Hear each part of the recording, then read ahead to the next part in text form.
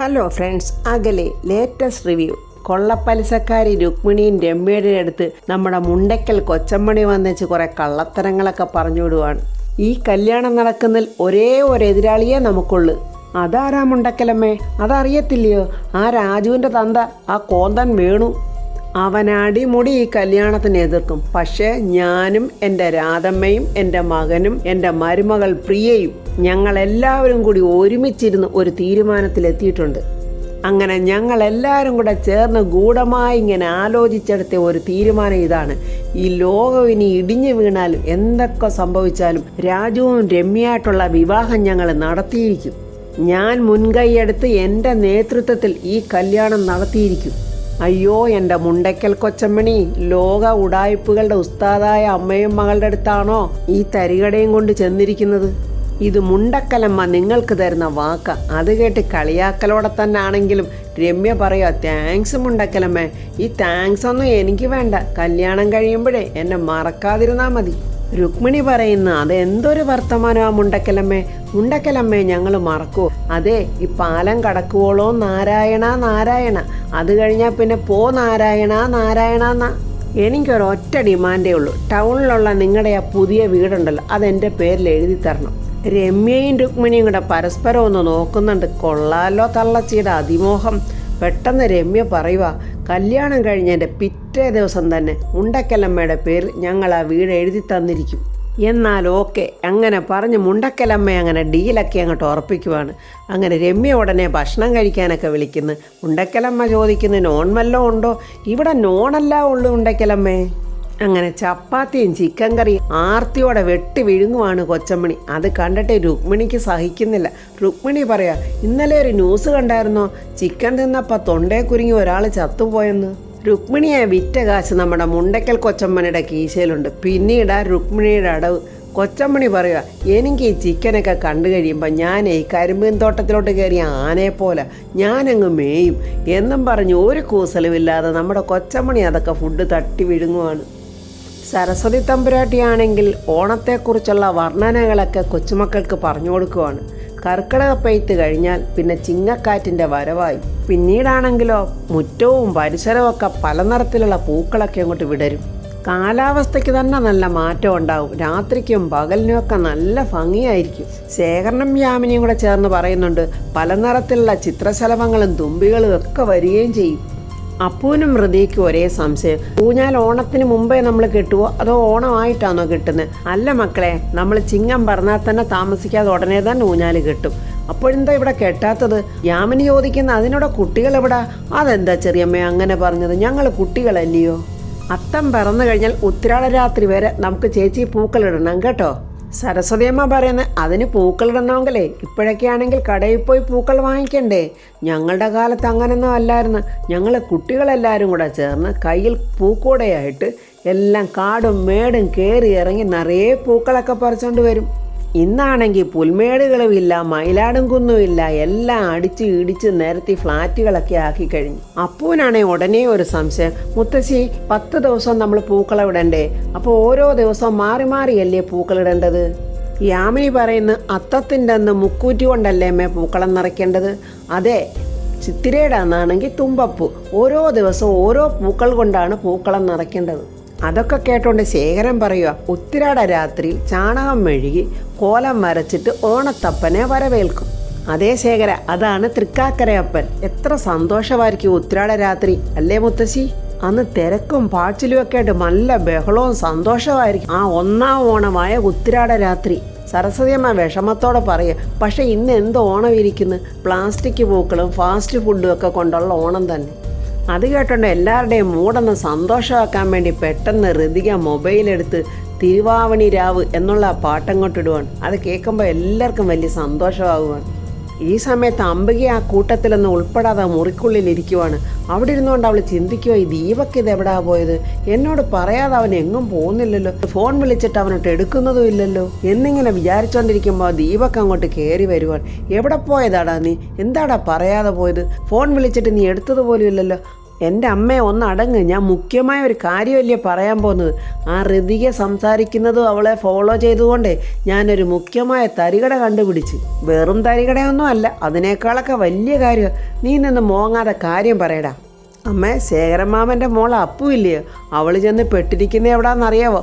Underworld ഗ്യാങ്ങിലാ. സ്വന്തം ആങ്ങളുടെ മകളുടെ കാര്യമാണ് ഈ വന്ന് ഈ പഹയൻ പറയുന്നത്. അത് കേട്ടിട്ട് അംബികയുടെ മുഖത്തുണ്ടാകുന്ന ഒരു സന്തോഷം, എൻ്റെ മോനെ ഇതൊരു ഗുഡ് ന്യൂസ് തന്നെയാണല്ലോടാ. ആ ശേഖരനും അവൻ്റെ ഭാര്യ യാമിനി എന്നും നമുക്കെതിരാടാ. അവരെ ഇവിടുന്ന് തുരത്തി ഓടിക്കാനായിട്ട് ഞാനൊരു ആയുധം തേടിക്കൊണ്ടിരിക്കുമായിരുന്നു. കേക്കട്ടെ മോനെ, അമ്മയ്ക്ക് സന്തോഷമായി, ഒന്ന് വിശദീകരിച്ച് പറയടാ. അങ്ങനെ ദീപക് ആദ്യം മുതൽ അവസാനം വരെയുള്ള കാര്യങ്ങളൊക്കെ അംബികയോട് പറയുവാണ്. അപ്പോൾ ആ കൊച്ചു കാന്താരി അഭ്യാസങ്ങളൊക്കെ തുടങ്ങിയല്ലേ മോനെ? കൊച്ചു കാന്താരിയും വലിയ കാന്താരിയും ഒക്കെ കണക്കാമേ, ആ രണ്ടെണ്ണം അങ്ങ് നശിച്ചു പോട്ടടാ മോനെ. ആ ശേഖരൻ്റെ യാമിനിയുടെ അഹങ്കാരത്തിന് ഇത് വെച്ച് നമുക്കൊരു കളി കളിക്കണം മോനെ. എല്ലാത്തിനെയും അടിച്ച് പുറത്താക്കിയിട്ട് ഞാൻ എന്തു പറഞ്ഞാലും അനുസരിക്കുന്ന പ്രതാപനുണ്ടല്ലോ, അവനെ കൊണ്ട് ഞാനിവിടെ ഒരു ശുദ്ധികലശവും നടത്തിക്കും. അപ്പോൾ പ്രതാപവർമ്മയുടെ കാർ അങ്ങോട്ട് വരുന്നുണ്ട്. അമ്മേ, ഇതുകൊണ്ട വല്യമ്മാവൻ വരുന്നുണ്ട്. ഇപ്പം തന്നെ അമ്മ പോയി വല്യമ്മാവനുള്ള കാര്യം എല്ലാം കൊണ്ട് പറയണം. മകൾ അധോലോക ഗ്യാങ്ങിൽ പോയി പെട്ട കാര്യം അറിഞ്ഞ് ശേഖരൻ്റെ അമ്മാവൻ തകരണം. നീ പറഞ്ഞത് ശരിയാടാ മോനെ, ഇപ്പം തന്നെ ചെന്ന് പറഞ്ഞേക്കടാ, അല്ലെങ്കിൽ യാറിയ കഞ്ഞി പഴങ്കഞ്ഞ് ചൂടോടെ തന്നെ പറയാം എന്നും പറഞ്ഞ് അംബികയും മോനും കൂടെ അങ്ങോട്ട് പോകുന്നുണ്ട്. സരസ്വതിയമ്മ അങ്ങനെ ഓണക്കഥകൾ പറഞ്ഞുകൊണ്ടിരിക്കുവാണ്. ഓണം കഴിയുമ്പോൾ എല്ലാവർക്കും വലിയ സങ്കടമാണ്. പിന്നെ അടുത്ത ഓണത്തിന് വേണ്ടിയുള്ള കാത്തിരിപ്പാണ്. ആ സമയത്ത് പ്രതാപൻ വളരെ സന്തോഷത്തോടെ അവരുടെ അടുത്തോട്ട് ചെല്ലുവാണ്. അല്ല, എന്താ ഇപ്പോൾ ഇവിടെ നടക്കുന്നത്? സംഗീത സദസ്സോ മറ്റതുമാണോ? സംഗീത സദസ്സൊന്നും അല്ല പ്രതാപ, ഞങ്ങളെ പഴയ കാലത്തെ ഓണത്തെക്കുറിച്ച് പറയുമായിരുന്നു. അതിനെന്താ, ഇത്തവണത്തെ ഓണം ഇങ്ങ് എത്തിയല്ലോ. ദീപക് അംബികയോട് പറയാം, അമ്മ ഈ കുടുംബത്തിലെല്ലാവരും ഇപ്പോൾ ഇവിടെ ഉണ്ട്, ഇപ്പം തന്നെ നമുക്ക് ഈ ബോംബങ്ങ് പൊട്ടിക്കാടാ, നീ ഒന്ന് അടങ്ങ്. ഇത്തവണ മുറ്റത്ത് ഊഞ്ഞാലി കെട്ടിച്ചില്ലേ ശേഖര? ഇല്ല ചേട്ടാ, നാളെ തന്നെ കെട്ടിക്കാം. അത് രാജുവിനോട് പറഞ്ഞാൽ മതി, അവൻ ആളെ വെച്ച് കെട്ടിച്ചോളും. സരസ്വതിയമ്മ പറയുന്നത് എനിക്കൊരു ഐഡിയ തോന്നുന്നുണ്ട് പ്രതാപ. എന്താ അമ്മ, എന്താണെങ്കിലും അമ്മ പറഞ്ഞോളൂ.